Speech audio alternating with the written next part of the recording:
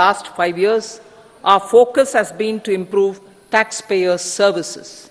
The age-old jurisdiction-based assessment system was transformed with the introduction of faceless assessment and appeal, thereby imparting greater efficiency, transparency, and accountability.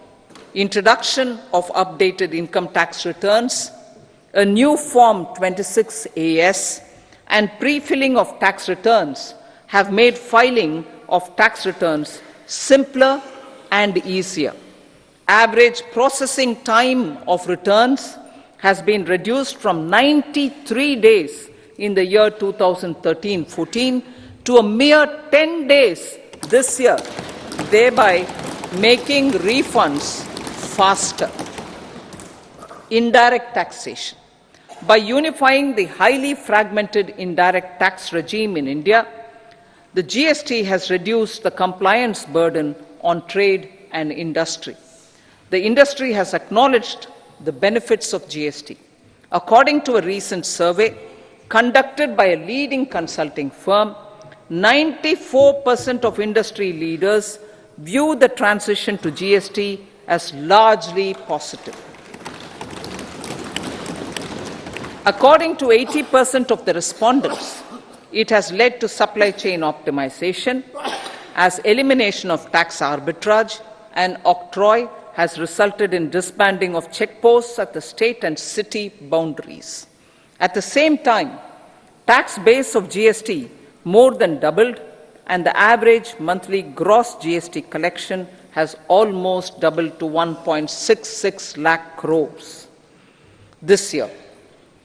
States too have benefited. States' SGST revenue, including compensation released to states in the post-GST period of 2017-18 to 2022-23, has achieved a buoyancy of 1.22. In contrast, the tax buoyancy of state revenues from subsumed taxes in the pre-GST 4-year period of 2012-13 to 2015-16 was a mere 0.72. The biggest beneficiaries are consumers, as reduction in logistic cost and taxes have brought down prices of most goods and services. We have taken a number of steps in customs to facilitate international trade. As a result, the import release time declined by 47% to 71 hours at inland container depots, by 28% to 44 hours at air cargo complexes, and by 27% to 85 hours at seaports over the last 4 years since 2019, when the national time release studies were first started. Tax proposals. As for tax proposals, in keeping with the convention, I do not propose to make any changes relating to taxation and propose to retain the same tax rates for direct and indirect taxes, including import duties.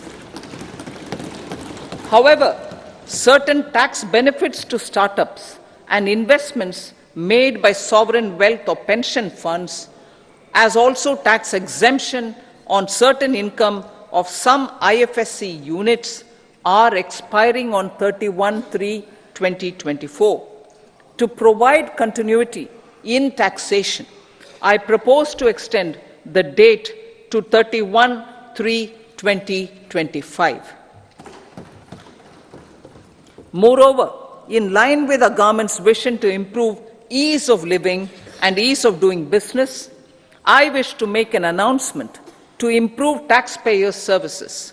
There are a large number of petty, non-verified, non-reconciled, or disputed direct tax demands,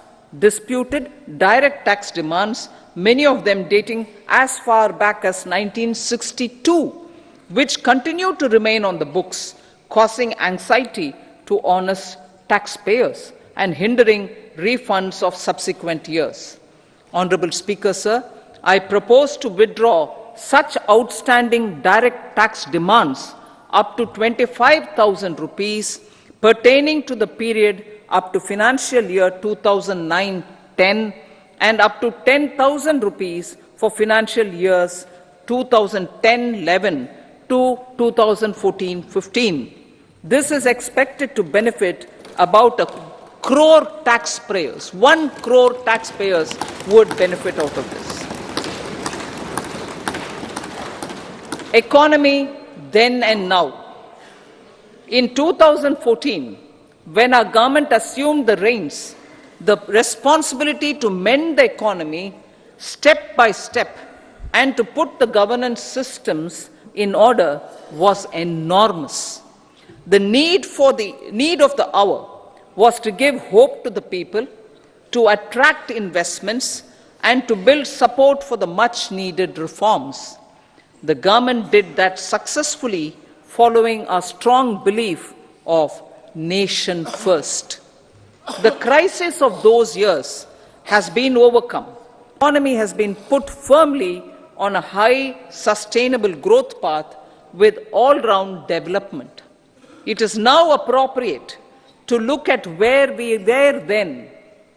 I repeat, it is now appropriate to look at where we were then till 2014 and where we are now, only for the purpose of drawing lessons from the mismanagement of those years. The government will lay a white paper on table of the House.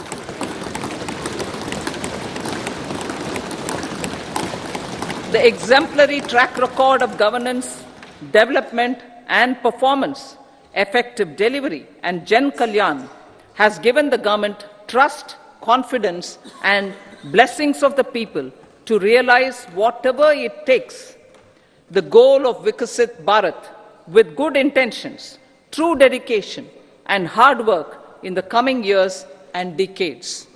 With this, Honorable Speaker, I commend the interim budget to this august House. Jai Hind.